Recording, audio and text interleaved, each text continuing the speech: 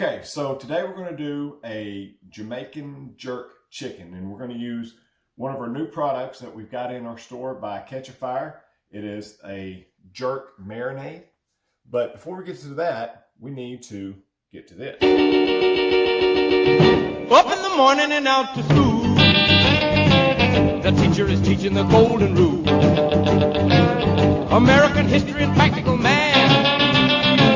You study them hard and hoping to pass. So what I have here is just a little over a 6-pound chicken.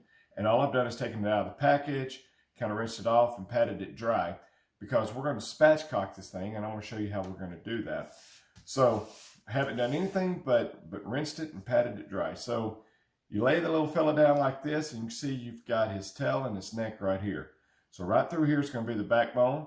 So what I'm going to do is I'm going to make an incision on both sides of this, and then we're going to extract that backbone, and we'll be able to lay him out flat. So I've got, just so happen to have a boning knife here, and we're just going to cut right, just make an incision right down this side, just to kind of expose it. Now, all the giblets and everything's left inside, because this is just going to be an easier way to get them all out. All right, so you can, you see I have some scissors here. You can either use some scissors if you wanted to, but like I said, I'm using this boning knife here. And just simply pull up on the backbone as you cut. Maybe I will use the scissors. Trying to throw it around like this.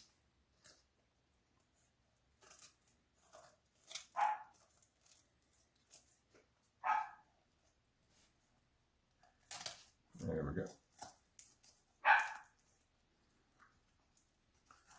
And just simply cut them out. The bigger the bird, the harder or the more difficult the cut's going to be. Just get in there and show them who's boss. And there we go. Voila, one backbone. All right. So now, as you can see, everything, all the insides are inside there. You can save this for chicken stock if you want to, but me personally, not so much. Now you're just going to have to just do a little bit of the cleanup. You don't want to take too much off that you don't have to for the skin, because we're going to need that to keep our chicken moist. But things such as this right here, just go ahead and just simply cut that right on off like that. All right, so we're going to come back through here and we're going to clean up these bones here. But you can tell he's not going to lay flat this way, right? Right in here is going to be a little bit of a cartilage bone right here. Now, I always like to put just a little bit of an incision. You see, well, you couldn't see it, but it kind of pops right open. I want to give myself just a little bit of an incision right there to help it out. Because what we're going to do, we're going to flip it over like this. Spread them out just a little bit, and then just simply push. There we go. And see, look at them. Laying nice and flat, just like that. So what this is going to do, this is going to help the chicken cook more evenly. And it's just a better way to cook a whole chicken, unless you're doing something like a beer can chicken or something like that.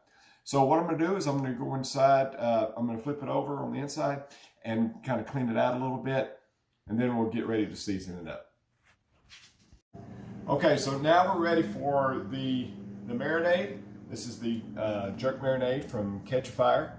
But before we do anything, I'm sure you're down here in the pan. Now I kind of like using this pan here because it's got some nice high walls and it can kind of hold everything in. But before we do anything, you got them spatchcocked down like this. It's right here at the top on the breast, on this skin right here. You want to get your fingers and you want to work that underneath that skin to try to expose that breast there. And any of this little membrane right here, you simply cut as much as you need to give you a little bit better access. But as you can see, we can go way down deep in the cavity here and really get that marinade under the skin. But be careful not to trim too much, because you're going to want to over flap it like this when you get ready to cook it. But we're going to start on the inside. So what I did here is I just simply came through and I cleaned up some of the fatty parts, kind of trimmed these ribs back a little bit just so it wouldn't be anything sharp sticking out. But this is going to be our inside. So This right here says you're going to use, this is a 12-ounce bottle. It says you're going to use about 2 ounces per pound. So about half this bottle should take care of this, but what fun is measuring? We're just going to use as much as we think we need to use. So you take this and just massage it in all parts.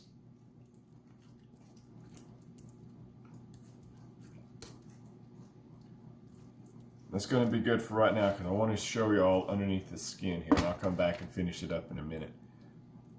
But we'll just simply take this. We're going to throw some in there like that, and then we're going to go and we're going to massage it all inside that skin, just like that. Make sure we get all of those herbs and those spices and those seasonings down as far deep as you can get them. And then when you get done, when you have it seasoned where you think you want it, you'll just simply flap it over like this. And then we're also going to season on the outside. And you can see how that seasoning and that marinade is going to sit on the inside right there. And then it's going to go ahead and it's going to help season it. We're not just seasoning the skin, but we're also seasoning the meat. So I'm going to go ahead and get this finished up. I'm just going to finish seasoning it up, or marinate, putting the marinade on the outside and on the inside as well. Come back and let you see it when it's done before we put it in the refrigerator.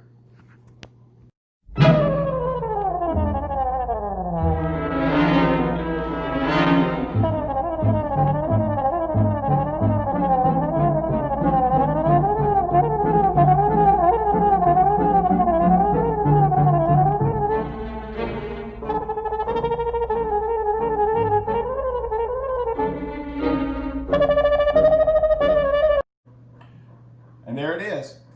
So we'll take this right here, and as you can tell, I really laid it on thick on the outside just to go ahead and let it sit there and get a real good soak in underneath the skin, on the breast itself. So we're going to go ahead and put this in the refrigerator. I'm going to let it sit probably 4.5 hours. Football game's fixing to come on, so I'm kind of let the football game and the score and how they're playing dictate how long this is going to sit in the fridge. But enough about that. We'll sit this in the fridge, let it marinate, and see you in about 4 hours. Okay, so it's been sitting in the refrigerator for about 4 hours. Let's take a look at it. Oh yeah, looks good, don't it? So now what we need to do is we need to go ahead and we need to set our meat probe. So ideally, if you have 2 meat probes, you want to set both of them. You want to set one, which if you only have one, it's going to be this one, right here in the thickest part of the breast, and then you would want to set a second one here in the thigh. We're looking for 165 degrees in the breast and 175 in the thigh. So let me go ahead and set this in here. And the easy way to do this, you can see where it's the backbone here and the breast is here. So you want to go about midways, right about in here. You want to mark it with your thumb.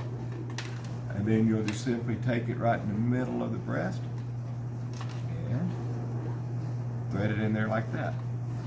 Now then, out on the grill, I've got some maple wood pellets out there, so we're going to be using the maple.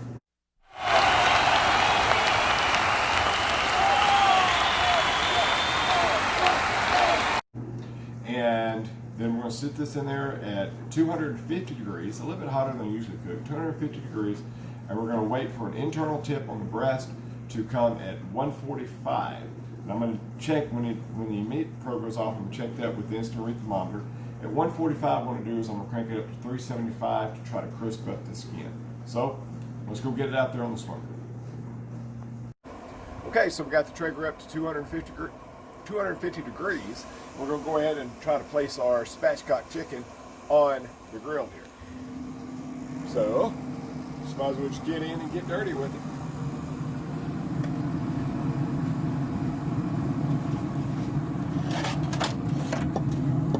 Alrighty.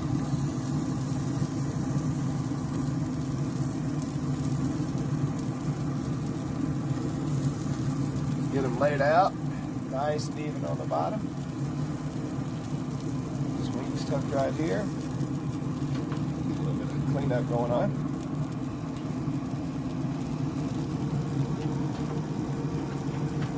Meat probe. temperature there now. I've got just a little bit left here. I'm just going to dress up a few little spots here on the chicken that we messed up handling. So anyway, we'll come back out, check it, about an hour or so. We're not going to do anything to this either. We didn't brine this. We're not going to come out there and we're not going to check on it. We're going to let the meat probe tell us when we need to come out and check it. So we're just going to cook it straight up, see what we get. So we'll see you in a little bit. Okay, so here it is. It spent a lot longer on the pellet smoker than I thought, but we finally got it up to temperature. Been resting for about 20 minutes or so. Now, I'm a little skeptical of this because we didn't use any type of brine or injection or anything. So let's just go ahead and quarter it up and see what we have. It smells wonderful. Skin's pretty good. Well, that's an awful good sign right there.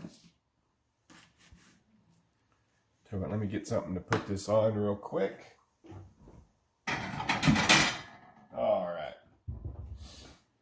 So, some good pull back there on the legs, so that's good.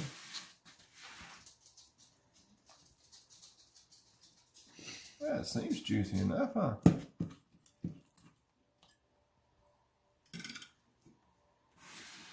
But then again, that is the dark meat.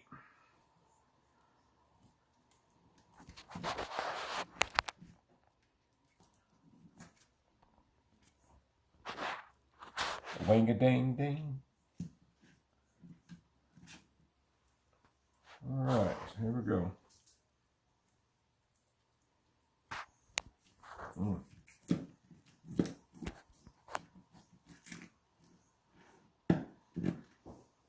Oh, yeah. Even after 20 minutes, it's still very cool. Well, that is quite surprising right there. I'm going to get some of the skin on it. Hot, hot, hot. Some of this jerk seasoning. Remember we put that under the skin right there? All right, here we go.